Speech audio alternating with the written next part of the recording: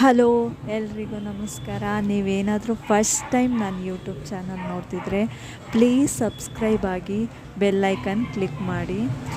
ಇವತ್ತು ನಾವು ರೋಸ್ ಪೆಟಲ್ನ ಯಾವ ರೀತಿ ಮಾಡೋದು ಅಂತ ನೋಡೋಣ ಬನ್ನಿ.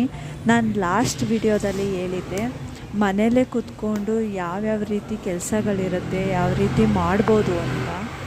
ಅದರಲ್ಲಿ ನಾನು ಹೇಳಿದ್ದು ರೋಸ್ ಪೆಟಲ್ ಅದನ್ನು ಯಾವ ರೀತಿ ಮಾಡೋದು ನೋಡೋಣ ಬನ್ನಿ.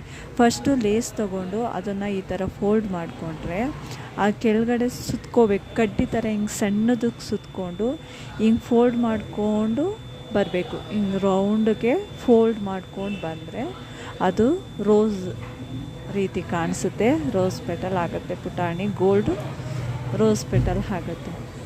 ಅದಕ್ಕೆ ದಾರದಲ್ಲಿ ಲಾಕ್ ಮಾಡುವಂಥದ್ದು. ಈ ರೀತಿ ಮನೇಲೇ ಕೂತ್ಕೊಂಡು ಇಲ್ಲ ಅಂದರೂ ತಿಂಗಳಿಗೆ 4,000 ರಿಂದ 5,000 ಸಂಪಾದನೆ ಮಾಡ್ಬೋದು.